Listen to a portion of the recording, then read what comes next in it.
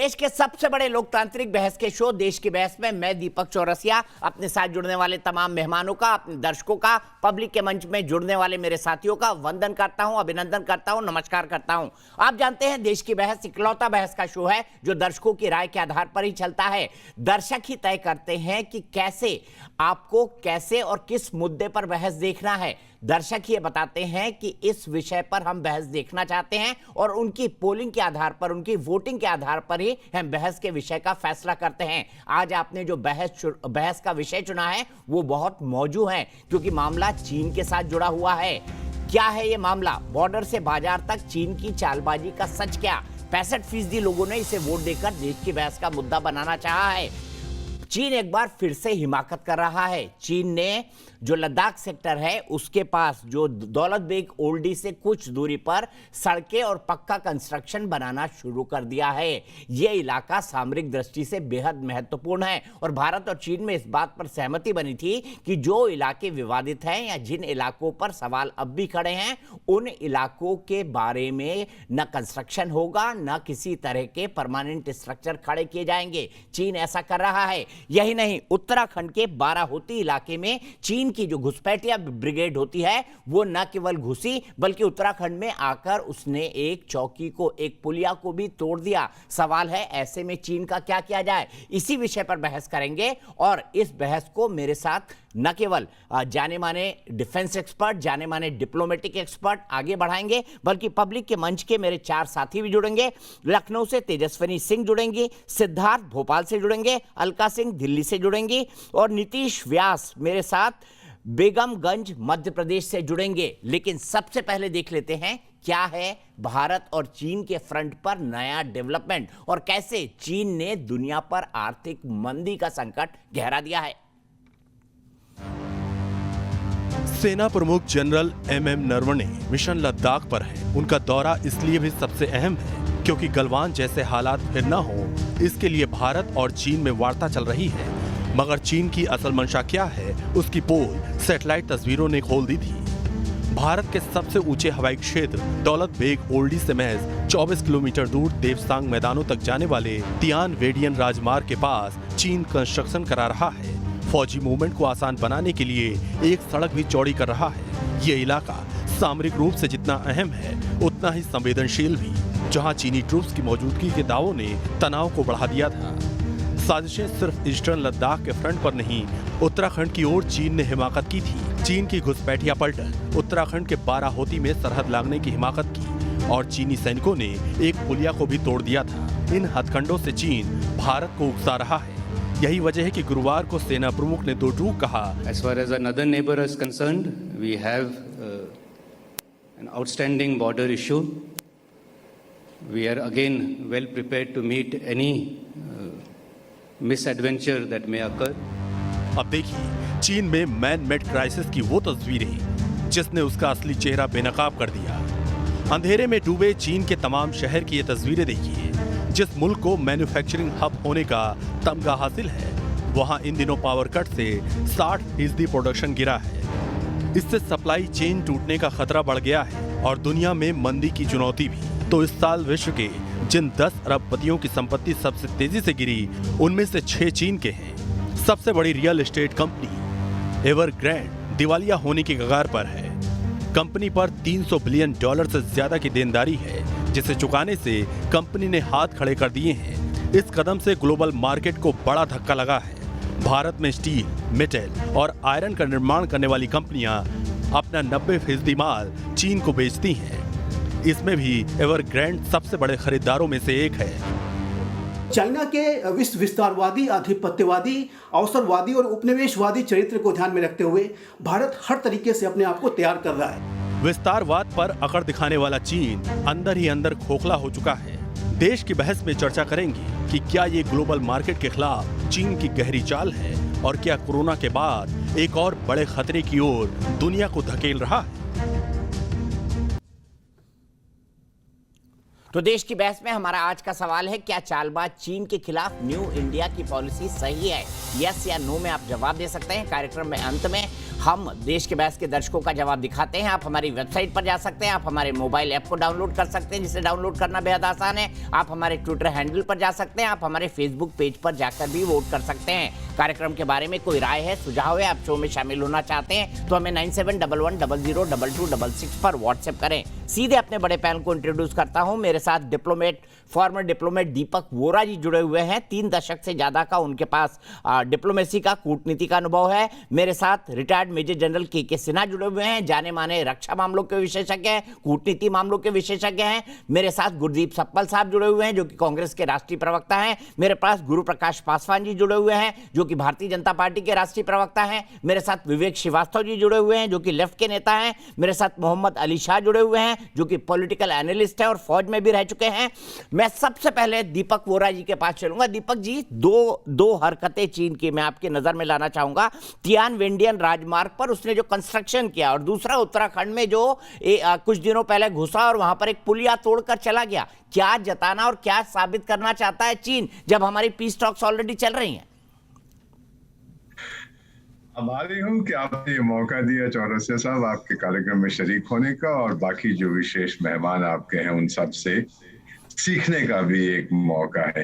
कल 2 अक्टूबर को हम वर्षगांठ मना रहे हैं एक ऐसे व्यक्ति की, दुनिया में कहा जाता है अहिंसा के ये देवता थे। उन्होंने कहा था सच्चाई से बड़ी कोई चीज नहीं होती। दूसरी तरफ उनका नेशनल आइकॉन एक व्यक्ति है जो कहता था कि जो ताकत है वो आती है बंदूक की नली से। 2 मानसिकताओं का अंतर देखिए।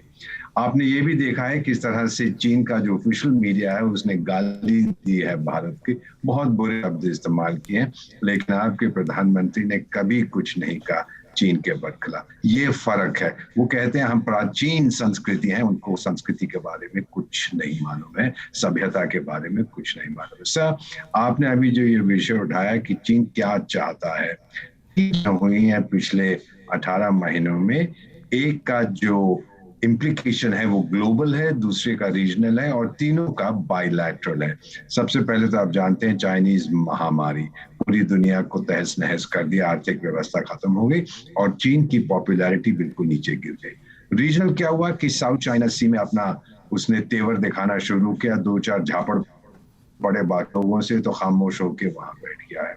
तीसरा फिर गलवान घाटी में पिछले साल ये दिखाने के लिए कि मेरी बहुत ताकत है, मुझसे पंगा मत लो, वहां आया, 2 तमाचे पड़े, नाक टूट गए और वहां से दुम दबा के वो भाग गया। घबरा गया कि भारत ने ये क्या किया है, और पूरी दुनिया ने ये देखा किस तरह से भारतीय सेना में, और मैं जनरल सेना साहब को मुबारक देना चाहता हूँ, किस तरह से उन्होंने मुंह तोड़ जवाब को दिया। सब दुनिया बदल चुकी है, समय बदल चुका है। भारत ने सबसे पहले चाइनीज ऐप्स जो आप जानते हैं उन पर प्रतिबंध लगाए थे, और हम दूसरे इंपोर्ट सोर्सेज ढूंढ रहे हैं। अब पूरी दुनिया हमारे साथ चल रही है। जैसा आपने सही कहा, चीन अपने पैरों पर कुल्हाड़ी मारने में माहिर है। ऑस्ट्रेलिया से बोला कि मैं आपसे कोयला नहीं मंगवाऊंगा, अब देखिए वहां पर ऊर्जा की कितनी गंभीर स्थिति है जो आपने बताया। अभी गोल्डमैन सैक्स का मैं एनालिसिस पढ़ रहा था, 44% वहां की आउटपुट अब घट जाएगी। पूरी दुनिया भारत की तरफ देखे, तो चीन ये बताने की कोशिश कर रहा है कि मुझे मत भूलिए, मैं अभी भी रेलेवेंट हूं, मैं चाहूं तो अभी भी दंगा कर सकता हूं, लेकिन ये छोटी छोटी हरकतें करेगा, कोई बड़ा हमारे अगेंस्ट एडवेंचर नहीं करेगा। आखिरी में कहना चाहता हूं सर, भारत ने जो अभी हाल ही में रिफॉर्म्स किए हैं, पिछले 1 या 2 साल में ओपनिंग की है, पूरी दुनिया को बताने के लिए अगर आप चीन से हटना चाहते हो तो हमारे पास आओ। सर, बचपन में आप और मैं दोनों कॉमिक्स पढ़ते थे सुपरमैन की। अगर आज सुपरमैन आ जाए और जितनी विदेशी फैक्ट्री हैं चीन में सबको उठा के ले जाए, जैसे मेरू पहाड़ को भी उठाया था हमारे भगवान ने, तो अगर वो उठा के उसको और ढूंढने लगे कि कौन से देश में ये फैक्ट्रियां लगा सकता हूँ, केवल एक ही देश मिलेगा, उसका नाम भारत है। चीन ये जानता है, इसीलिए आज पूरी तरह बौखला गया। आपने एवरग्रांड कंपनी का जिक्र किया, ऐसी 10 कंपनियां और हैं जो डूबने वाली हैं। क्या करेगा ये पिंग पोंग जो वहां का जनरल सेक्रेटरी है, पागल हो चुका है सर। इससे ज्यादा मैं कुछ नहीं कहूंगा। वो इस तरह के इरैशनल एक्शंस करेगा, लेकिन कोई बड़ा एडवेंचरिज्म जब तक जनरल सिन्हा जैसे हमारे पास सिपाही हैं वो नहीं कर पाएगा सर। ठीक है, सीधे विवेक श्रीवास्तव के पास चलता हूं। विवेक श्रीवास्तव जी, आप भी ये मानते हैं the power comes from the barrel of gun? सत्ता जो है वो बंदूक की नोक पर आती है? नहीं, हम तो नहीं, जैसा चाइना मानता है। हम नहीं, हम तो देखिए, नहीं, चाइना मानता होगा। भारत की कम्युनिस्ट पार्टियां और जो लेफ्ट फ्रंट है, हमने 1950s में डिसाइड किया था कि क्रांति वोट के थ्रू लाएंगे, और उसी के थ्रू हमने जो अभी तक आई नहीं में भी आए, हमने कई राज्यों में रूल भी किया 35 साल, जो अभी तक आई नहीं देश में। तो पावर ऑफ द गन का यहाँ सवाल नहीं है। लेकिन दूसरी बात में, लेकिन आपके आदर्श तो वही है ना, पावर ऑफ गन वाले। अभी दीपक साहब की बात सुन रहा था। नहीं, हमारा आपके आदर्श तो वही है ना। हमारा आदर्श लेनिन है, हमारा आदर्श जो है, लेकिन स्थिति बदलती है। उस वक्त डेमोक्रेसी नहीं थी जब लेनिन थे। लेनिन ने जार को हटाना पड़ा, वो राजा था, साम्राज्य था। लेकिन हमारे देश में डेमोक्रेसी है। हम चुनाव लड़ करके लोगों को अपने व्यू पॉइंट और आइडियोलॉजी बता करके हम पावर में आ सकते हैं, और हम आए हैं। केरल में आज भी हैं, बंगाल में रहे हैं, त्रिपुरा में रहे हैं, मणिपुर में रहे हैं। तो ऐसा नहीं है, हमने यूपीए 1 को समर्थन दिया, हमारी वजह से केंद्र में सरकारें खड़ी हुई। तो ये देखिए, कहना कि पावर ऑफ द गन, ये एक डाइवर्जन है, इसमें मत जाइए। हालांकि दीपक जी जो भी बात कर रहे थे, जो डिप्लोमेट हैं, ये डिप्लोमेट की तरह कम बात कर रहे थे, और एक पॉलिटिकल नेता की तरह ज्यादा बात कर रहे थे। There was less of substance and more of नारेबाजी in what he was trying to say. आपको ये मानना पड़ेगा आज, और मैं इसलिए नहीं कह रहा कि मैं कोई चीन का समर्थक हूं। चीन एक सुपर पावर है, एक बाइपोलर वर्ल्ड है इस वक्त दुनिया में, जिसमें एक तरफ अमेरिका खड़ा है और एक तरफ चाइना खड़ा है। आप उसको विश्व में नहीं कर सकते हैं। नया भारत कहीं नहीं है। जब कोरोना यहां पे आया था तो रोना मीडिया में मचा हुआ था कि साहब चाइना की वजह से कोरोना हमारे देश में आया और लाखों लोग मर गए। और आज ये साहब यहां बैठ करके डिप्लोमेट साहब कह रहे हैं कि उसका तो कोई अस्तित्व ही नहीं है। तो पहले एक तरफ के हो जाइए, क्या कोरोना चीन की वजह से आया था या नहीं आया था? बिल्कुल आया था। देश में जो मृत्यु पूरी दुनिया कहती है हुई थी, या पूरी दुनिया कहती है वुहान लैब से निकला जी। तो अगर आया, पूरी दुनिया कहती है वुहान लैब से निकला, तो अगर आया था तो ये डिप्लोमेट साहब तो इतनी आसानी से उसे आप कैसे कह रहे हैं कि भाई चाइना कुछ है ही नहीं आज, और चाइना का कोई डिफेंस अस्तित्व नहीं है। चाइना को हम थप्पड़ मार देते हैं तो चाइना भाग जाता है। ये इस तरह की भाषा जो डिप्लोमेट, आइए सुन लेते। जनरल सिन्हा, गलवान में हमने चाइना को थप्पड़ मारा कि नहीं मारा? और उत्तराखंड में जो बाराहोती में करके गया है, या जो वो तियानवेंडियन हाईवे पर कर रहा है, उसका भी जवाब भारत देगा कि नहीं देगा? दीपक साहब, सबसे पहले तो जो बोरा साहब हैं, जो शब्द के जादूगर हैं, और उनकी जो विश्लेषण इतनी सटीक होती है, और कितने शब्दों में वो कर गए। दूसरी बात जो विवेक जी कर रहे हैं कि देखिए, बोलते हैं कि अस्तित्व है कि नहीं। चोर उचक्कों की भी अस्तित्व होती है, गुंडे बमालियों का भी अस्तित्व होता है, मानता हूं, और सही कह रहे हैं। चोर उचक्के और उन बमालियों में चाइना का शुमार आता है, उसका नाम आता है, तो और पूरा विश्व एक लामबंद हो गया है। वो उन्होंने बाइपोलरिटी की बात, उनको ये नहीं पता होना चाहिए इस बाइपोलरिटी पूरी मल्टीपोलरिटी की बात जब पूरे विश्व में, और एक बहुत मल्टीपोलरिटी का एक वही जो शायद चाइना से भी ऊपर चला गया है आज की परिस्थितियों में। पूरे विश्व में पूरी आस यदि बंधी है किसी से, डिप्लोमेसी के ऊपर में, मिलिट्री के ऊपर में, इकोनॉमी के ऊपर में, लोगों के भविष्य के, क्लाइमेट चेंज जो लीजिए, डेवलपमेंट, भारत एक स्तंभ और इस मल्टीपोलरिटी का बहुत बड़ा। तो ये बाइपोलरिटी की जो कहानी बताई वो छोड़ दें। अब आता हूं मैं आपके सवाल का जवाब, जो आप बाराहोटी में हो रहा है, आप जो देख रहे हैं बाराहोटी में, वो हमारे यूनाइटेड स्टेट्स ऑफ अमेरिका में आप निगलेक्ट किए गए बुरी तरीके से। तवज्जो नहीं मिली आपको यूनाइटेड स्टेट्स ऑफ अमेरिका में। अमेरिकन मीडिया ने मोदी साहब को और भारत को मेंशन नहीं किया उस विजिट में। कमला हैरिस ने आपको पाठ पढ़ाया कि ह्यूमन राइट्स को अपने देश में लागू करिए। अच्छा, सुन लीजिए ना उनके बाद। आपको नहीं टोका विवेक भाई, उन्होंने मीडिया के ढोल बजाने से मोदी साहब ग्रेट नहीं हो जाएंगे। अच्छा, यहाँ पर बैरल ऑफ गन नहीं है ना, आप क्यों तान रहे हैं जनरल सिन्हा पर? देखिए, बैरल ऑफ गन नहीं है विवेक भाई, सुनिए ना जनरल सिन्हा की बात। फिर मैं गुरदीप भाई और गुरु प्रकाश जी के पास जाऊंगा, और अली शाह भी मेरे साथ हैं। लेकिन जनरल साहब, we did not get the due respect in America. अच्छा, सुनिए ना, हम चाइना की बात करते हैं तो आपको क्यों बुरा लगता है? अगर जनरल साहब चाइना की बुराई कर रहे हैं तो आपको क्यों बुरा लग रहा है? आपके पेट में क्यों दर्द हो रहा है, ये बताइए ना विवेक जी। इसलिए गर्व नहीं होना चाहिए। अपने देश से प्यार करो। चाइना में क्या रखा है? से आपके रिलेशन अच्छे होने चाहिए। अच्छा सुन लीजिए, और जनरल सिन्हा की बात सुन गलत है। लीजिए। मैंने सबसे पहले आपको मौका दिया, प्लीज जनरल सिन्हा की बात सुन लीजिए। अभी तक तो मैं दीपक जी के जो सवाल है उसका जवाब दे ही नहीं पाया हूं। देखिए, दीपक जी ने बोला बाराहोटी में क्या हुआ। बाराहोटी में यदि चाइना ने जरा भी किया है, वो हमारे टिट फॉर टैट करने आया था, ऐसे थप्पड़े लगेंगी। और जो आपको बताया गलवान और कैलाश रेंजर्स में जो तमाचे खाए हैं, जो उन्होंने मार खाया है, जो बीटिंग ली है, उनके पैंटों की ढील, पैंट ढीली नहीं, वो आज के दिन में मैं वो सब में नहीं गिरना चाहता। ये जो बैरल ऑफ द गन की बात करते हैं, बैरल उसकी तरफ मुड़ी हुई है।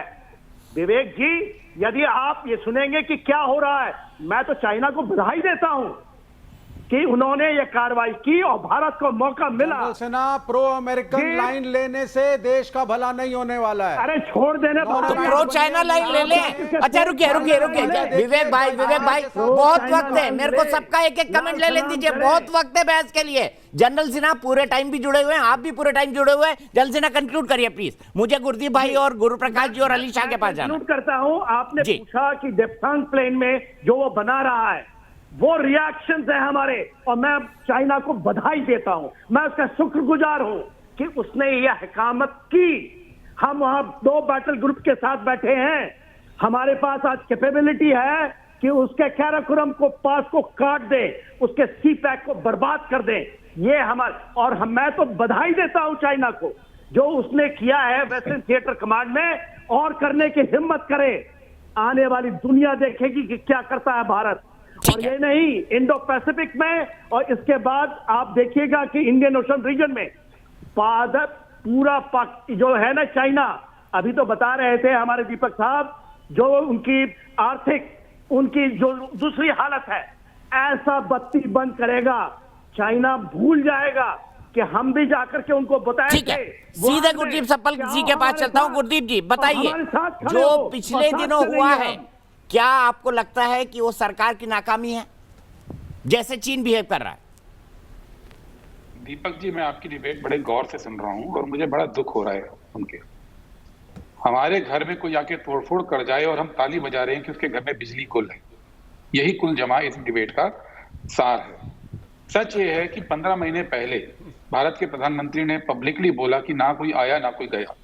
उसके बाद से 12 राउंड बातचीत हो गई भारत और चीन के बीच में कि चीन वापस अपने पोस्ट पे चला जाए। आखिरी बार अगस्त में घोघरा में वापस गए, और अभी भी चीन 3 जगह पे, हॉट स्प्रिंग PP-15 पे, डेमचौक में और डेप्सांग पे वापस जाने को तैयार नहीं है, अभी भी 15 महीने बाद, 16 महीने बाद। इस बीच में अभी बाराहती में आके वो आए, 100 लोग आए, तोड़फोड़ करके चले गए। बाराहती हमारा जो परसेप्शन एरिया है, परसेप्शन एरिया मतलब जहां पे वो भी आते थे, हम भी आते थे, लेकिन कभी भी ऐसे आकर सैनिक रूप से आकर सैनिक लेकर तोड़फोड़ नहीं की गई। आज 1 महीना हो गया, भारत सरकार ने उस पर कोई रिएक्शन नहीं दिया। बीजेपी के सारे समर्थक चुप बैठे हैं, पता नहीं कैसे राष्ट्रवादी हैं कि देश की सीमा के अंदर आके चाइनीज घुस गए और आप केवल बातों के खिलाड़ी हैं। और क्या किया है 1 साल में कि ऐप बंद कर दिए, ऐप बंद किए चाइना के साथ। इसी बीच में, इसी 1 साल के अंदर व्यापार 68% बढ़ा दिया। चीन के साथ अब व्यापार कुलांचे मार रहा है, हर काम चीन के साथ कर रहे हैं व्यापार में, लेकिन ऐप बंद कर दिए, क्योंकि लोगों को ऐप दिखाएंगे, लोगों को ये नहीं दिखाएंगे कि उसके साथ मुनाफे वाले व्यापार हम कितने कर रहे हैं। तो ये हमारी भारत सरकार की नीति है। 15 महीने से इस देश के प्रधानमंत्री की हिम्मत नहीं हुई है कि चीन का नाम लेके बोले या देश को बताएं कि मैंने गलत बोला था, और चीन के लोग बार बार आए हैं। ठीक है, जवाब ले लेते हैं, जवाब ले लेते हैं। बात पूरी करने दीजिए मुझे। और इस बीच में क्या हुआ है? इस बीच में उन्होंने मॉड्यूलर अपने कंटेनर बना लिए, कितनी जगह पे, वहाब जिलगा में बनाए, पीहू में बनाए, हॉट स्प्रिंग में बनाए, चांगला में बनाए, काशीगोंग में बनाए, बांजा में बनाए, चुरुप में बनाए, और नए हेलीपैड बना लिए, नए एयर स्ट्रिप, होटन में, काशकर में, गरसुंगा में, लहासा में, शिगेटसे में। चाइना अपना इंफ्रास्ट्रक्चर एग्रेसिवली बना रहा है। और हमारे यहाँ क्या है, कल ही आर्मी चीफ ने बोला, गौतम नवराने ने, कि हमारी डिफेंस प्रोक्योरमेंट पॉलिसी जो पिछले साल बनी थी 2020 में, जो सरकार ने बड़े जोर शोर से बनाई थी, उसको खारिज किया उन्होंने। भारत के आर्मी चीफ ने किया है। क्यों किया है? क्योंकि पिछले साल अप्रैल में आर्मी ने ये बोला कि लद्दाख एरिया में जो चीन का मुकाबला करने के लिए लाइट टैंक चाहिए। ठीक है। और 1.5 साल बाद टेंडर भी फ्लोट नहीं हुआ, टेंडर भी। आप एक चीन एक का मुकाबला गुरजी भाई सब पॉइंट एक साथ मत बोलिए, 1.5 घंटे का डिबेट है हमारा। सब पॉइंट एक साथ मत बोलिए, 1.5 घंटे का डिबेट है हमारा। गुरुप्रकाश जी से जवाब ले लेते हैं। गुरुप्रकाश जी बताइए, उत्तराखंड में कैसे आकर चला गया और क्या कारण है कि प्रधानमंत्री ने आज तक चाइना का नाम लेकर कभी संबोधित नहीं किया और कभी ये नहीं कहा कि भाई चाइना ये ना करे वरना हम देख लेंगे।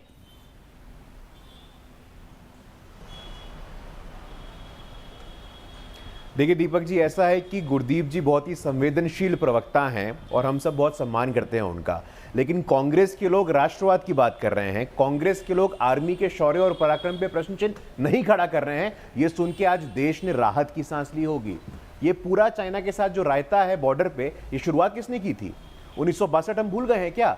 आपने तो सड़क बनाया ही नहीं साहब कि सड़क बन जाएगा तो चीनी सोल्जर अंदर तक आ जाएंगे। आपकी ऐसी मानसिकता थी। पिछले 7 वर्षों में बॉर्डर इंफ्रास्ट्रक्चर के नाम पे जितने भी इन्वेस्टमेंट हुए हैं आप उठा के देख लीजिए। पहले क्या होता था? एनवायरमेंट का क्लियरेंस नहीं मिला। पहले क्या होता था? जीजा जी को टेंडर नहीं मिला। तब तो बॉर्डर पे इंफ्रास्ट्रक्चर ही नहीं बनता था। आज आप देखिए, श्रीनगर हो, लद्दाख हो, ऑल वेदर रोड्स बनाए जा रहे हैं, ब्रिजेस बनाए जा रहे हैं, सेना को और सुदृढ़ किया जा रहा है। हॉट स्प्रिंग का नाम लिया आपने, डेप्सांग का नाम लिया आपने, यथास्थिति बनी हुई है। आज भारत के केंद्र में ऐसी सरकार है जो आंख में आंख मिला करके देखती है और हर कुछ बोला जाए ये जरूरी नहीं है। बालकोट में बोल के किया क्या? उरी में बोल के किया क्या? आज भारत की सरकार का भरोसा है, भारत के लोगों को सरकार पर भरोसा है। इंटरनेशनल फोरम पे, यूनाइटेड नेशंस पे क्वाड खड़ा हुआ है और मैं आश्वस्त हूं कि गुरदीप जी को पता होगा क्वाड क्या है। यूएस, ऑस्ट्रेलिया, जापान, इंडिया, 4 लोकतांत्रिक राष्ट्र मिलकर के फ्रीडम ऑफ नेविगेशन की बात कर रहे हैं। ये चीन जो इंडियन ओशन में एक दबंगई करता है, उसको रोकने के लिए लोकतांत्रिक तरीका कैसे हो? सुपर पावर आप हो सकते हैं, लेकिन आप डेमोक्रेटिक नहीं है। हम लोकतांत्रिक मूल्यों में निष्ठा रखते हैं, हम डेमोक्रेटिक क्रेडेंशियल्स में भरोसा रखते हैं, लेकिन लगातार आप बोलते रहिए। आपका लोकतांत्रिक तरीका ये है, आप दूसरों को नहीं बोलने देते हैं। यही इनके संस्कार है, आप बोलते रहिए, यही आपके संस्कार है, आप दूसरों को बोलने नहीं देंगे। लेकिन आज भारत की सरकार ऐसी है, भारत की सरकार ऐसी कि आंख में आंख मिला के देखेगी। आपकी तरह नहीं है कि 26/11 की तरह कोई भी पाकिस्तान से आ जाए और यहां लोगों की हत्याएं करके चला जाए। आज भारत की सरकार पराक्रमी है और आंख में आंख उठा करके जवाब देने का मादा रखती है। पाकिस्तान को आदर्श मुल्क मानते हैं, इसीलिए हमेशा आप पाकिस्तान की बात करते हैं। अरे आप चाइना को मानते हैं विवेक भाई, आप चाइना को मानते हैं ना आदर्श मुल्क, छोटा मुल्क, आप चाइना को आदर्श मुल्क मानते हैं ना विवेक भाई? आप चाइना को आदर्श मुल्क मानते हैं ना? रूलिंग पार्टी के प्रवक्ता बैठ करके पाकिस्तान को रोल मॉडल करके बताएं साहब हमने पाकिस्तान के चक्के छुड़ा दिए। कहां बोला उन्होंने पाकिस्तान रोल मॉडल है? इकोनॉमिक सुपर पावर्स की बात करिए, ये तो मैं सुनता नहीं कभी। हर डिबेट में पाकिस्तान। अरे विवेक भाई बंदूक मत निकाल लेना प्लीज, डिबेट में बंदूक मत निकाल लेना, बैरल ऑफ गन मत दिखाना हमको। रुकिए एक मिनट, तेजस्विनी सिंह मेरी एक दर्शक लखनऊ से जुड़ गई है। तेजस्विनी क्या कहेंगी इन हालात पर? क्या भारत ठीक से टैकल कर रहा है चाइनीज एग्रेशन को? देखिए, आज से हम जब 14 साल पहले की बात करते हैं तब के अब के माहौल में काफ़ी बदलाव है और कुछ सकारात्मक बदलाव भी हैं, और जहाँ पे कमी आती है वहाँ लोग कहने से भी नहीं चूकते। मैं इस मामले में कहना चाहूँगी, मैं भी एक बीजेपी वोटर रही हूँ, लेकिन जहाँ पे जब हम ये बात करते हैं कि 14 साल पहले जो स्थिति थी हमारे देश की, तो उससे काफ़ी हद तक हम एग्रेसिव वे में इस मामले को टैकल कर रहे हैं। लेकिन हम जो एक ये शब्द बोला गया कि चाइना कमज़ोर है या भारत ज़्यादा मजबूत है, तो देखिए इस बात से हम इनकार नहीं कर सकते। एक विकसित और विकासशील देश दोनों अपने अपनी कैटेगरीज में खड़े हैं। हम एक विकासशील देश हैं और प्रोग्रेसिव कंट्री हैं, आगे बढ़ रहे हैं, लेकिन एक विकसित देश से जब हमारा टकराव होता है तो उस दिशा में हमें थोड़ा और एग्रेसिवली और मजबूती से बड़ी नीतियों के साथ आगे आना चाहिए। ठीक बात बोली आपने तेजस्विनी, बिल्कुल ठीक बात बोली। सीधे अली शाह जी के पास चलता हूं और उसके बाद गुरदीप सप्पल जी के पास चलूंगा। अली शाह जी, जिस हिसाब से भारत टैकल कर रहा है, आप तो फौज में रहे, क्या ठीक है, उचित है, अनुचित है, या कुछ और करना चाहिए? आपको क्या लगता है? जी, मेरे ख्याल से अभी तक जिस तरीके से भारत टैकल कर रहा है उचित है। अभी फिलहाल तो अभी और आगे की स्ट्रैटेजीज बनेंगी। और उससे पहले मैं ये बोल दूं कि एम्बेसडर दीपक बोरा साहब ने और जनरल सिन्हा साहब ने जो भी कहा, मैं इनकी बात से बिल्कुल इत्तेफाक रखता हूं, बिल्कुल एकदम टू द टी। और विवेक भाई की मजबूरी मैं बिल्कुल समझता हूं, वो कम्युनिस्ट हैं, इसमें अपनी आइडियोलॉजी, अपनी लाइन वो टोक लेके चल रहे हैं। लेकिन मैं सबके फंडे क्लियर करने के लिए मैं एक छोटी सी बात संक्षेप में समझाता हूँ विवेक भाई।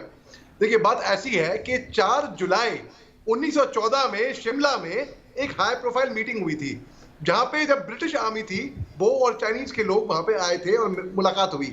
उस टाइम पे शिमला पैक्ट साइन हुआ था, उस पे एक स्मॉल स्केल मैप और एक थिक लीडेड पेंसिल ली गई जिससे एक लाइन ड्रॉ की गई, वो थी इंडिया चाइना की बाउंड्री, ठीक है। और जो मैकमोहन लाइन थी वो भी वहां पे डिसाइड हुई थी। अब 3488 किलोमीटर स्ट्रेच का जो बॉर्डर है इंडिया चाइना का, वो एक परसेप्शन है। अब जाहिर सी बात है वही लकीर जो हमने कागज पे खींची थी, अगर हम ऑन ग्राउंड जाएंगे तो वही लकीर हंड्रेड्स ऑफ किलोमीटर में जाएगी। एक लाइन तो नहीं है इंडिया पाकिस्तान की तरह, लाइन ऑफ कंट्रोल नहीं है, तभी वो लाइन ऑफ एक्चुअल कंट्रोल है, परसेप्शन हुआ। अब रही बात लद्दाख की, फिंगर 8 तक है, ठीक है। तो पहले हम पेट्रोल करें फिंगर 4 के आगे तक। अब देखिए बात ऐसी है, चीन ने कभी भी हमारा कोई भी पैक्ट का आदर नहीं करा है, चाहे शिमला पैक्ट हो, चाहे पंचशील पैक्ट हो, चाहे कुछ भी हो। अब जब दलाई लामा जब हिंदुस्तान में आए थे 80,000 फॉलोअर लेके, तब चीन को तब भी पेट में दर्द हुआ। तो जब उन्होंने मैक्लोडगंज में अपना घर जमाया, चीन को तकलीफ हुई। चीन को बार बार हमारे तकलीफ इसलिए है विवेक भाई, क्योंकि उनको वो कहते हैं कि ये मुल्क हमारा, इतना हिस्सा हमारा, इतना हिस्सा आप ना, वो हिस्सा पूरा हमारा है भाई, वो पूरा हिंदुस्तान का ही है, आपका है, हमारा है, उससे चीन को तकलीफ है। अब ऐसा मत बोलो अली भाई, विवेक भाई नाराज हो जाएंगे, ऐसा मत बोलो। 1962 से लेकर के ये देखो आ गए, मैंने बोला था ना विवेक भाई तुरंत बोलेंगे। 2014 तक कोई चाइनीज अग्रेशन नहीं हुआ इस मुल्क में। 1962 से 2014 तक there was no Chinese aggression. ये सारे ड्रामेबाजी मोदी साहब के आने के बाद ही क्यों हो रही है? It's a failure of the foreign policy. अच्छा, 1962 में क्या हुआ जी? के साथ अच्छे रिश्ते रखने चाहिए। एक मिनट आ रहा हूं, यूनाइटेड स्टेट्स ऑफ अमेरिका और कनाडा साथ में पीसफुली रह सकते हैं, तो हम क्यों नहीं रह सकते हैं? हम क्यों लड़ रहे हैं कुत्ते बिल्ली की तरह? हमारी सोच क्यों नहीं इवॉल्व्ड है? If United states of America can live with Canada, Europe के देश एक दूसरे के साथ रह सकते हैं, तो हम क्यों नहीं रिजॉल्व कर रहे अपनी बॉर्डर डिस्प्यूट्स? और 2014 के पहले अग्रेशन क्यों नहीं था चाइनीज की तरफ से? 2014 के बाद ऐसा क्या हुआ इस लीडरशिप में? अली जवाब दीजिए। जनरल सिन्हा भी कह रहे हैं मुझे गुरदीप भाई के पास जाना है। विवेक भाई अपनी बात कह दी, अपनी बात कह दी। अली बताइए क्या 1962 से 2014 तक कुछ नहीं हुआ भारत चाइना के बीच में? नहीं, बहुत कुछ हुआ बल्कि। और चीन जो है वो 1962 में क्या हुआ, उन्होंने हमारी पीठ पे खंजर फोका, वो आए इंडी चीनी बाय बाय, इंडी चीनी bye bye. Major Shaitan Singh Bhati का तो नाम सुना होगा आपने। Live in 1960s throughout your life. अब हम जिंदगी भर 1960s में नहीं रह सकते हैं, आगे मूव करिए। 1962 से 2014 मैंने आपको बोला, हमारे वॉर्स पाकिस्तान के साथ हुए, हमारे वॉर्स चाइना के साथ नहीं हुए। चाइना के साथ रिश्ते आपने बाद में खराब करे हैं। भाई एक बात सुनिए, पिछले साल 14-15 जून को गलवान घाटी में हमारे 20 नौजवान बहादुर सिपाही शहीद हुए थे। कर्नल बाबू, ठीक है, बिहार रेजिमेंट से थे, वो शहीद हुए थे। तब क्या हुआ था? तब चाइना हमारे मुल्क में घुस आया था, टेंट लेके, टेंटों में आया था बड़े। और सुनिए, और हमने जो 4 चोट की मार लगाई। अब 1979 में आप सिर्फ बीमारी के निशान देख रहे हैं, मैं बीमारी के सोर्स पे जा रहा हूं। बीमारी का सोर्स है, ऐसा क्या हुआ कि 2014 के बाद? अरे बाप रे, अरे मुझे डर लग गया। विवेक भाई रुक जाइए, मुझे गुरदीप सप्पल जी के पास जाना है, रुक जाइए। इस बहस को हम आगे बढ़ाएंगे, लेकिन गुरदीप सप्पल जी, आरोप कांग्रेस पर भी लगता है कि कांग्रेस ने चाइना के साथ जानबूझकर ऐसी ना इंफ्रास्ट्रक्चर बनाया बॉर्डर पर, ना बाकी चीजें करी, और चाइना के लिए आपका जो रुख रहा वो हमेशा बड़ा सॉफ्ट रहा, बहुत सॉफ्ट रहा। और इसके चलते चाइना के बॉर्डर पर कोई डेवलपमेंट ही नहीं हो पाया, ना लद्दाख में हो पाया, ना अरुणाचल प्रदेश में हो पाया, ना हम इंफ्रास्ट्रक्चर खड़े कर पाए। ये आरोप तो बीजेपी कई बार लगा चुकी है आप पर। दीपक जी, अच्छा हुआ आपने सवाल पूछा, क्योंकि मैं ये बात कहना चाह रहा था। बीजेपी का राष्ट्रवाद जो है 2014 में जगा है। अभी 1962 की लड़ाई की बात बार की, इनमें से एक भी वक्ता ने यह नहीं याद दिलाया देश को कि 1962 की लड़ाई के बाद 1967 में 1967 में सिक्किम में भारत और चीन की झड़प हुई थी, नाथुला में और चोला में, जिसमें चीन को मुंह की खानी पड़ी थी, भारत जीता था। और उसके बाद 67 से लेकर 2017 50 साल तक चीन की हिम्मत नहीं हुई थी कि कोई झड़प करे। 50 साल तक। उस समय बीजेपी तो अस्तित्व में भी नहीं थी, जनसंघ कहीं दूर दूर तक सत्ता के पास भी नहीं थी। तो ये कहना कि 2014 में ये जागे हैं और उसके पहले देश टुकड़े टुकड़े हो गया था। देश 1947 में आजाद हुआ था। उसके बाद इस देश में अंग्रेजों के बाद पुर्तगालियों को किसने भगाया था गोवा से? फ्रांसीसियों को किसने भगाया था पौंडीचेरी से? बांग्लादेश किसने बनवाया था? सिक्किम को भारत में किसने जोड़ा था? जो ये सब बातें भारत की, ये कांग्रेस के राज में तो हुई थी ना। ये कांग्रेस के राज में सेना ने लड़ाई लड़ी थी ना। उस समय की सेना के जो बलिदान को अगर आप नकारते हैं और केवल बीजेपी के मोदी जी की बात करते हैं, तो आप उन सैनिकों की बेइज्जती करते हैं, उनका अपमान करते हैं। दूसरी बात इंफ्रास्ट्रक्चर की बात, ये भी पासवान जी को मालूम नहीं है, वो शायद तैयारी नहीं करते और उनकी पार्टी इस बात को छुपाती है उनसे खुद से। जब से मोदी सरकार आई है, जो इंफ्रास्ट्रक्चर में कैपिटल आउटले डिफेंस बजट का यूपीए के टाइम में 16.5% था, इन्होंने घटा के 13.5% पे ले आए, 13.7 पे। 38% पैसा जो कैपिटल इन्वेस्टमेंट था सेना का, 38% पैसा पिछले 7 साल में खर्च नहीं कर पा रहे हैं, क्योंकि इनकी तैयारी नहीं होती है। पिछले कितने सारे डिफेंस डील रद्द करने पड़े इस सरकार को, जो यूपीए के टाइम पे हो रहे थे। जो सबसे ऊंची सड़कें, जो सबसे ऊंचे एयर स्ट्रिप बने हैं, 2014 के पहले तो बने हैं। सवाल ये है कि भारत लगातार है, बहुत काम कांग्रेस ने किया था, कुछ काम मोदी सरकार भी करेगी, आने वाली सरकारें भी करेंगी, लेकिन ये कहना गुरु प्रकाश जी से जवाब ले लेता हूं। नहीं, चीन पे सॉफ्ट कैसे थे? 50 साल तक चीन चुप कैसे बैठा था? पर 1.5 साल से हर 2 महीने के अंदर आके भारत के अंदर आके हंगामा करके जाता है और प्रधानमंत्री चुप है। कौन है? जवाब ले लेते हैं गुरु प्रकाश जी से। गुरदीप जी जवाब ले लेते हैं। गुरु प्रकाश जी बताइए, 50 साल तक चाइना चुप रहा, लेकिन आपके राष्ट्रवाद के जागने के बाद चाइना हर 1.5 साल में, हर 1.5 महीने में परेशान कर रहा है। ये आरोप है कांग्रेस का। नहीं, देखिए यही सप्पल जी का अहंकार है कि पासवान जी नहीं जानते हैं। हाँ भाई, हम नहीं जानते हैं, हम नहीं जानते, सब कुछ आप जानते हैं। हम तो देश देख रहा है ना, पंजाब में सब आप जानते हैं, देश देख रहा है छत्तीसगढ़ में सब आप जानते हैं। तो ये अहंकार और ये दंभ होना ठीक है कि कोई और कुछ नहीं जानता, सब आप स्वयं जानते हैं। पहली बात इसको ठीक करना चाहिए। 2008 भूल गए क्या? नहीं, 2008 भूल गए क्या आप? फिर आप बोल रहे बीच में, यही तो दिक्कत है। लोकतंत्र में विश्वास नहीं है। कांग्रेस पार्टी में यही संस्कार है आपके, ये दुर्भाग्यपूर्ण यही संस्कार। अच्छा, एक एक करके बहुत अच्छी डिबेट चल रही है। आप में लोकतंत्र नहीं, ये पार्टी, ये कांग्रेस नहीं है, दूसरे को बोलने का मौका है। मैं कपिल सिब्बल नहीं हूं। देखिए, मैं कपिल सिब्बल नहीं हूं। अगर मैं कुछ बोल दूंगा तो मेरे घर के बाहर लोग नारेबाजी करने आ जाएंगे। मुझे डर लगता है भाई कांग्रेसियों से। हम कुछ नहीं जानते हैं। राम जेठमलानी के कपड़े आपकी पार्टी के फाड़े थे और उन्हीं को आपने मंत्री बनाया था। 5 हफ्ते मत बताइए, मुझे इतिहास बहुत मिलना चाहिए। पहली बात, 2008 में देख लीजिए आप। अब फिर बीच में अब आप थोड़ा सुनने का धैर्य रखिए ना। आपके नेता और आपके साथ यही दिक्कत है, आप सुनने का धैर्य नहीं रखते हैं। 2008 में राहुल गांधी किस कैपेसिटी में चाइना गए थे? मैं पूछना चाहता हूं आपसे, विदेश मंत्री थे क्या?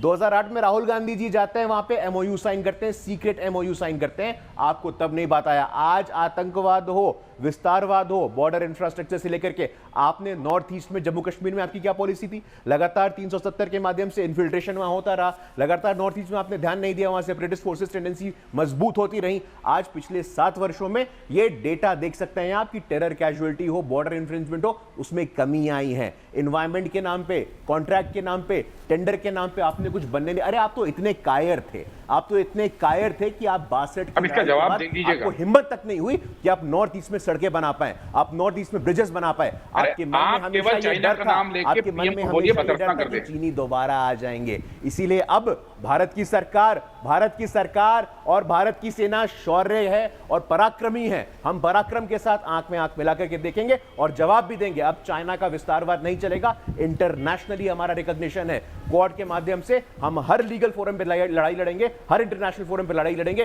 कोई सीक्रेट एमओयू साइन नहीं करेंगे जैसा राहुल गांधी जी ने किया था। पता नहीं किस कैपेसिटी में किया था, हजारों करोड़ रुपए लेकर के आए थे कांग्रेस पार्टी के थिंक टैंक के लिए, राजीव गांधी फाउंडेशन के लिए। अगर यहां बोलने पड़ेंगे तो ये शो का समय कम पड़ जाएगा। चीन से पैसा लेते हैं, इसका जवाब मुझे देना करते है, हैं, चीन की कंपनियों का लेकर के आते हैं। आपके पास तो कोई नैतिक अधिकार नहीं है, कोई लोकल स्टैंडिंग नहीं है। लेकिन गुरदीप सप्पल जी, आप इसका जवाब भी दीजिए कि क्या आपने चीन से चंदा लिया, क्या सीक्रेट पैक्ट था? लेकिन आप ये भी रिकॉग्नाइज करिए कि यूनाइटेड नेशंस में चाइना की विस्तारवादी नीतियों की भारत ने न केवल खुली आलोचना की, बल्कि कहा करारा जवाब दिया जाएगा। यह भी एक हकीकत है। दीपक जी, पासवान जी जो है बहुत सारी तथ्यात्मक झूठी बातें बोलते हैं।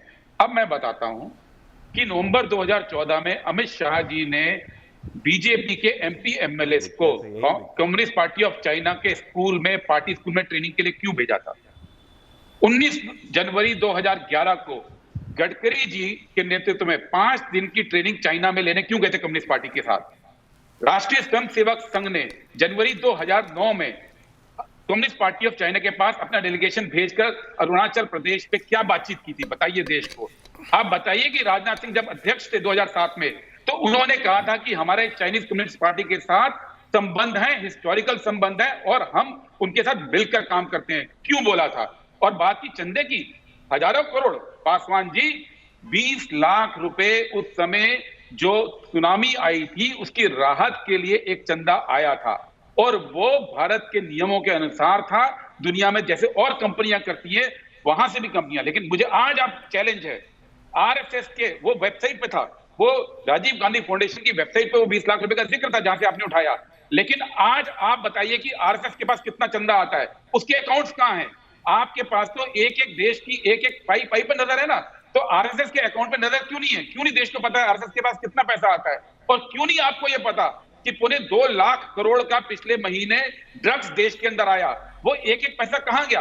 आप 20 लाख पर नजर रखिए, उसको 1000 करोड़ बोलेंगे और पौने 2 लाख करोड़ का ड्रग्स आपकी नाक के नीचे देश के अंदर आएगा, चाइना देश के अंदर घुस जाएगा। जवाब ले लेते हैं, मुझे एक्सपर्ट्स के बात भी जाना है। गुरदीप सब्बल जी, आरएसएस के लोग ट्रेनिंग लेने क्यों गए थे? क्यों आरएसएस की डेलीगेशन हर 2 साल में ट्रेनिंग लेने चाइनीज कम्युनिस्ट पार्टी में गया है? ये मुझे बताइए। जवाब ले लेते हैं, क्या आरएसएस का डेलीगेशन चाइनीज कम्युनिस्ट पार्टी में जाता है? बीजेपी वाले गए, इस पर क्या जवाब देंगे? बताइए गुरुप्रकाश जी ने डेलीगेशन क्यों भेजा? गडकरी जी ने डेलीगेशन क्यों भेजा? मुझे बताइए, क्या रिश्ता है आपका वहां?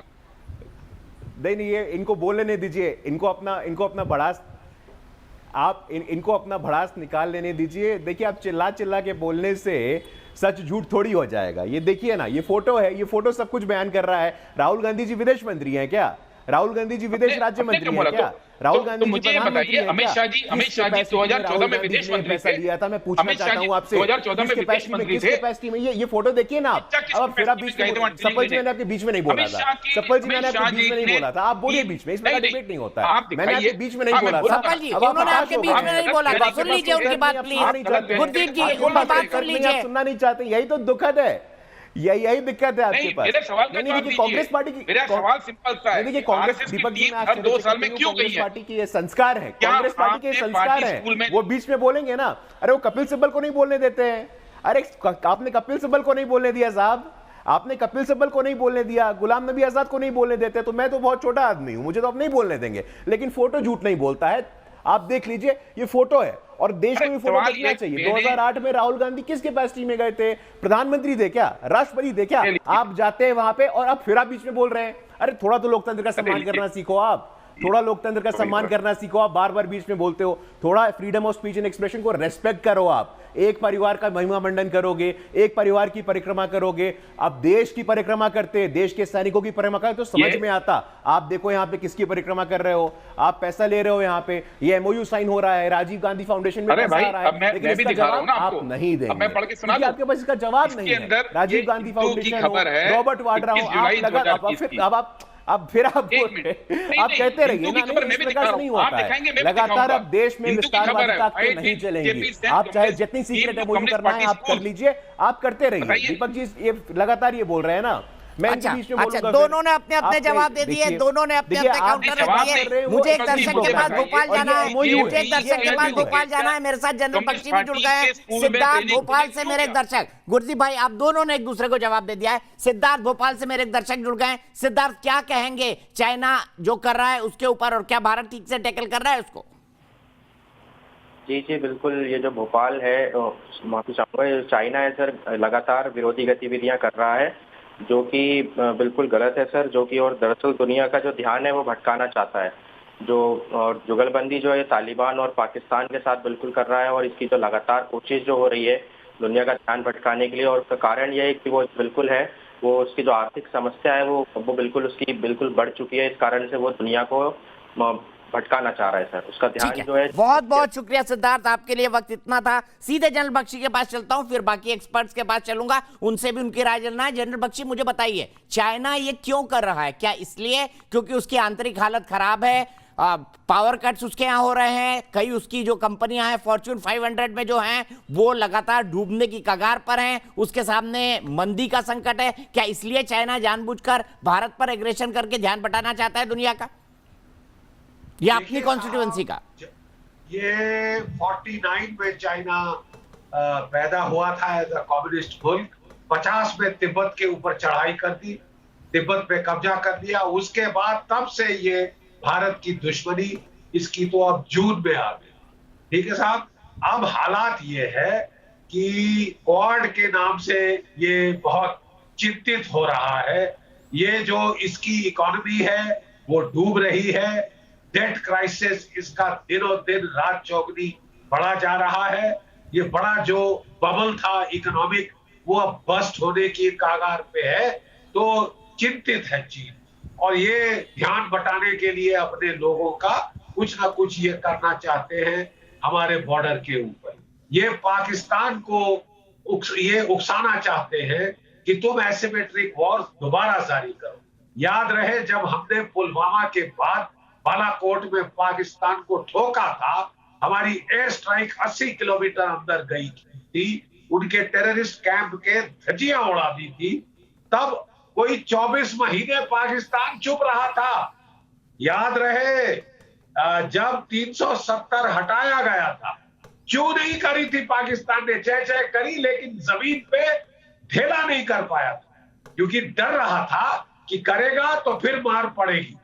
फिर चीन ने बोला मैं हूं ना, देखो मैं लद्दाख में चढ़ाया, देखो मैं ईस्टर्न लद्दाख पे दबाव डाल रहा हूं, तुम करो ना, रिज्यूम दी एसिमेट्रिक वॉर, प्रॉक्सी वॉर को दोबारा जारी करो। ये दूसरी बात है कि चीन को उल्टे बांस बरेली को पड़ गए साहब। उनके अगर हमारे 20 जवान शहीद हुए तो उनके तो 60 के ऊपर, 60 से 100 के ऊपर मारे गए। भारत के बॉर्डर पे जाने के नाम से धाड़े मारकर रोना शुरू करते हैं चीन के ये प्रिंसलिंग सिपाही। ठीक है साहब, तो ऐसे माहौल में अब चीन को लेने के देने पड़ सकते हैं। 41 साल हो गए साहब इस फौज को लड़े। ठीक है साहब, 4 साल की कंस्क्रिप्शन पे इसके सिपाही टेम्पररी भाड़े के पिट्ठू आते हैं। वो अपने खानदान के अकेले हैं प्रिंसलिंग, ना वो मरना चाहते हैं ना उनके माँ बाप चाहते हैं कि वो मारे जाएं। इसलिए साहब वो लोग बिल्कुल तिब्बत में और खासकर भारत की सीमा पे तो नौकरी नहीं करना चाहते। हमारे सरदारों, जाटों और राजपूतों से बहुत डरते हैं। वो 6-6 फुट के हैं और ये छोटे छोटे हाथापाई में तो ज्यादा ही पिटते हैं। अच्छी तरह पिटे थे गालवान में। ठीक है साहब, थर्राती है इनकी फौज, इसीलिए इन्होंने नया तरीका चुना लड़ाई। ये तो आज दिल्ली के बॉर्डर पे किसानों के रूप में बैठ के आंदोलन कर रहे हैं। हाँ, आप करा रहे हैं ना, आप करा रहे हैं। आपके जाट तो आज दिल्ली में आंदोलन कर रहे हैं सर। आप भी तो भाड़े के पिट्ठू नहीं करा रहे। पहले आप कंफ्यूज केस मत बनिए, पहले तो ये डिसाइड कर लीजिए कि चाइना शक्तिशाली है या नहीं।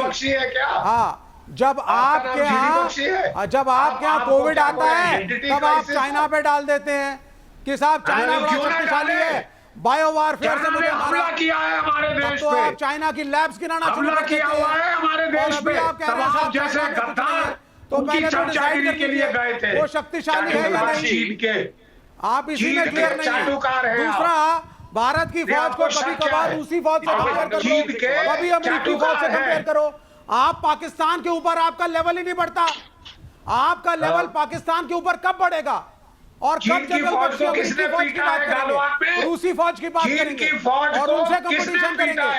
आप एक छोटे से पाकिस्तान को लेकर के जंपिंग जैक बने रहते हैं। फौज की धज्जियां पाकिस्तान के ऊपर सोचिए साहब।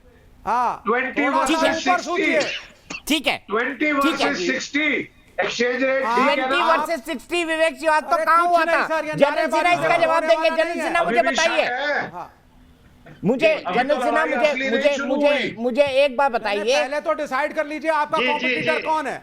नहीं नहीं, हमारा कॉम्पिटिटर विवेक जी, हमारा कॉम्पिटिटर कोई नहीं है। जनरल सिन्हा, क्या हमारा कॉम्पिटिटर कोई है?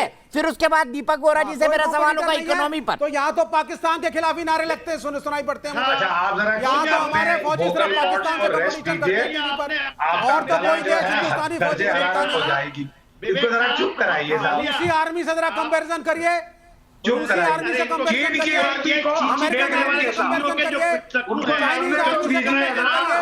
जरा बताइए आप शी जिनपिंग को बोलिए कोविड-19 से पाकिस्तान कोई नहीं, पाकिस्तान के खिलाफ ऐसा करते हैं, हम पाकिस्तान के खिलाफ ऐसा करते हैं। अरे भैया स्तर बढ़ाओ सर, एक के ऊपर एक नहीं। Vivek Shrivastava ji please, Vivek Shrivastava ji please, Vivek Shrivastava ji, Vivek Shrivastava ji, general Sinha को बोलने दीजिए। जनरल सिन्हा, कब जा रहे हो? देखिए पूछिए ये चीन कब जा रहे? ये चीन के चहेते सर मैं तो टिकट भी देने को राजी हूँ, नहीं जा रहे वो। मैं तो टिकट भी देने को राजी हूँ बीजिंग तक का। भारत के चहेते हैं, भारत के चहेते हैं और इसीलिए भारत की गलत फॉरेन नीति को अपोज करते हैं। क्वाड पता भी है क्वाड क्या होता है? कौन सी सुपर पावर है ऑस्ट्रेलिया? क्या डिफेंस पावर है जापान? बताएंगे मुझे जरा।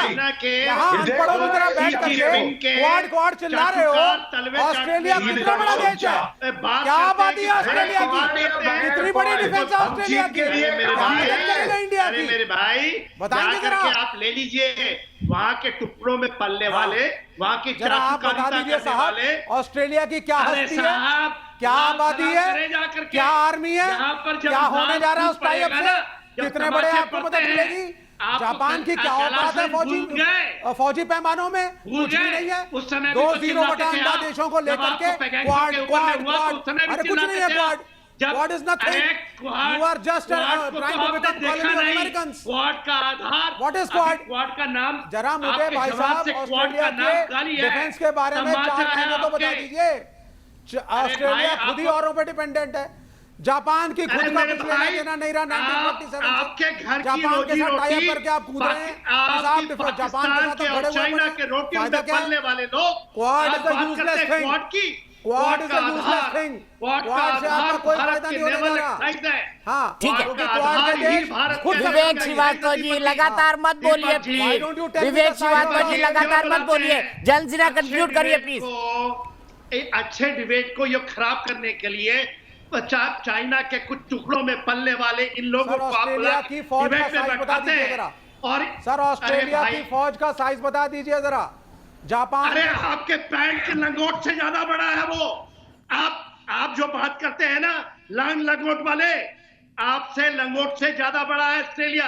आप क्या बात करते हैं? आपसे जो बात करनी चाहिए। अच्छा व्यक्तिगत ना हो, व्यक्तिगत ना हो प्लीज, व्यक्तिगत ना हो, व्यक्तिगत ना हो, व्यक्तिगत ना हो, व्यक्तिगत ना हो। अलीशा क्या क्वाड को डिसमिस किया जा सकता है? बताइए विवेक श्रीवास्तव जी को बताइए, क्या क्वाड को डिसमिस किया जा सकता है? वो डिसमिस कर रहे हैं। बाप की ताकत नहीं है कोई हाथ लगा ले तो। क्वाड का आधार आपको पता होना चाहिए। क्वाड का आधार मालाबार एक्साइज है। मुझे पता है 2 कमजोर देश हैं उसका आधार, एक ऑस्ट्रेलिया एक जापान, जिनकी अच्छा अलीशा विवेक जी लगातार नहीं please, 2 running commentary. Alisha please ji. ये इनको पता नहीं कि क्वाड का आधार क्या है, इनको पता नहीं क्वाड है क्या। गुरजी भाई आ रहा हूँ आपके पास, देख लिया मैंने। जो आपको पता लगता है कि क्वाड के अगेंस्ट में जो आपको देता है पैसा की खिलाफ क्वाड के अगेंस्ट में बातें हैं। और क्वाड अभी जब देखिए दीपक जी प्लीज यदि हमें बुलाते हैं तो इन नालायक को मत बुलाया।